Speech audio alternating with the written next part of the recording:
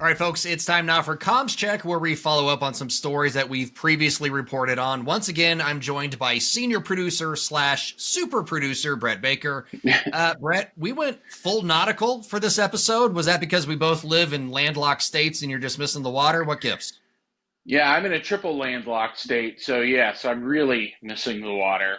No, it just kind of seemed right. We had the right content, and I think it's a very important topic, obviously, for what we're doing. So yeah, it just kind of seemed right. All right, absolutely. Well, this week we are refreshing some reporting that we've done on platforms like USVs, ASVs, UUVs, AUVs, and a USSV, an uncrewed surface subsurface vessel. Brett, I don't know about you, but can I just say I think we have way too many acronyms in this game.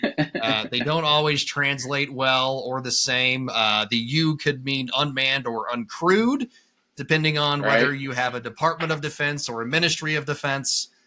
So, audience, if you're confused by all the SVs, AUVs, SUASVs, and all that stuff, we're with you. Right, Brett? Yeah. V could be vessel, could be vehicle. Yeah. Yeah, there's all kinds of possibilities. And actually, I think I have two in this that we're going to talk about that I didn't list in the whole thing that you just read off. Nice. Good deal. All right. Well, we lead off with the K4 Manta. We reported on this back in February of 24 after discovering a very, Thunderbirds Are Go promotional video. Alpha Bravo 7, this is Blue Cruiser. Targets identified in the port. Activating Operation Manta. Built by the Kraken Technology Group, the K4 Manta is touted as an underwater stealth drone and is classified as an USSV, an uncrewed surface subsurface vessel. While there's no publicly disclosed information confirming a direct sale of the K4 Manta to a specific military customer, the K4 Manta has been involved in several military-related activities and developments. We just found out, Brett, recently the Area 51 facility that they call their production facility just came online. Yeah. So, well, the hardware, we don't maybe know exactly what's happening with the hardware. We do know that behind the scenes, there are things happening and they're making deals with other partners. So, while the Manta may still live in its glorious animation that I originally found, yeah, stuff's happening with Project. I will say one thing I really kind of discovered in researching and trying to update some of these is how slow some of these projects move. You think, Yeah. oh, 6 months later they'll have new news. Not No, necessarily. not So, necessarily. but it was a good one to bring back just because it was so visual and the promo was so memorable. But K4 or Kraken rather, they do have a lot of stuff going on and cooking with other partners that we're very familiar with. Right. Yeah. So NATO, they're the NATO funding or innovation fund is throwing money towards this project. One thing that I forgot about was the Kraken has marsupial operations, is what they call it, which is it comes up to the surface and can launch an aerial drone, which I think is pretty cool. Yeah, they've got their hands in a lot of stuff, and we're actually going to hear from Blue Halo later in this episode. So, not a surprise that Kraken would pair up with those guys. Next up, a contractor that is seemingly everywhere all at once, Anduril and their Dive XL, aka the Ghost Shark. We first reported on this extra-large autonomous undersea vehicle, yes, an XL AUV, back in September, shortly after the second prototype showed up in the US. Well, since then, it's been on a bit of a ghost, but we have learned a few things. So one of the things I think we should just kind of lay out right now is the Anduril calls it the Dive XL, but it's part of the Royal Australian Navy's Ghost Shark program. It's the program of record for that. So it's, Anduril called it the Dive XL. Australia calls it the Ghost Shark. Here in America, we kind of call it both. Yeah, that stuff does get confusing, I will admit. One of the cool things about the Ghost Shark, though, Brett, was back in December, it had a 100-hour mission, like a continuous mission for 100 hours. And at some point this year, they're planning a 1,000-mile voyage, continuous underwater operation for 1,000 miles. So Anduril, the Royal Australian Navy, definitely making some headways, as it were, with this craft. For sure, and it's just kind of another indication of how fast Anduril is moving with all facets of their business. I think most people, when they think Anduril, are thinking the drones and things that are all above ground and in the air that you can see. But clearly, they've partnered with some good folks out of Australia to bring this thing to the front. And yeah, it's just kind of just another case of how fast these guys are moving.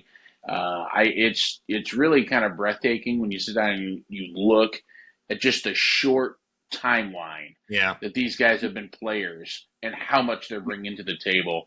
It's really impressive. Palmer Luckey is definitely changing the game as far as like being a startup and trying to break into some of that prime business.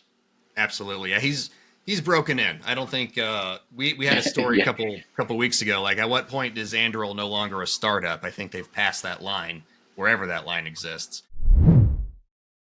So last but certainly not least, Boeing's Orca, which we first reported on in December of last year. The Orca, an XL UUV, that's right, an extra large unmanned undersea vehicle, is seen by some as part of the puzzle that is the Navy's effort to modernize. But there has been some problems for the program. It's been delayed by several years. The Navy got their first delivery this summer. They called it the XLE-1. They're supposed to be getting several more testing platforms of the Orca this year. Brett, in your mind, does the Navy need both the Dive XL and the Orca? Well, I think the Orca has the advantage of already kind of being in the loop, and it's got probably more hands-on experience with the Navy. There's originally supposed to build 5. I think they expanded that out to 6, which included like a new one or an extra one for more testing. Although, and I think too, the Orca is able to carry quite a bit more. And right now, at least as far as what we know, it's got a much longer range. So I would think that, I don't know. I have to think the Orca has still got to have a role in whatever the Navy wants to do. One of the great things, though, about this new trend in how we're going about building, national defense is that, yes, these things are still expensive. But relatively speaking, to a Virginia-class submarine, it's not expensive at all. So, Right. and the ability to reproduce them and get them built is a lot smaller window than it is for a submarine. So I have to think there's probably still a place for both.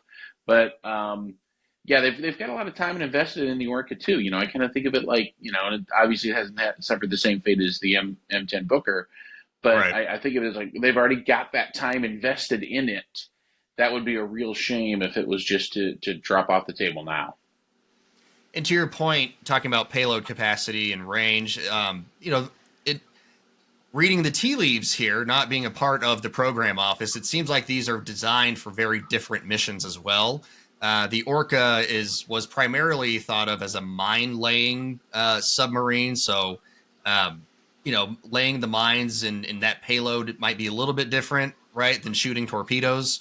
So different mission sets. It might not be a this or that. It might be a this and that sort of solution for the Navy, but all to create the hellscape of drones that Admiral Paparo was talking about in the Western Pacific and the Indo-Pacific, where China has been so aggressive. All right, that's going to do it for this week's Comms Check. Really appreciate you taking the time to join us once again, Brett. Really like the way that these segments are playing out, so please join us for the next episode as well. See you soon.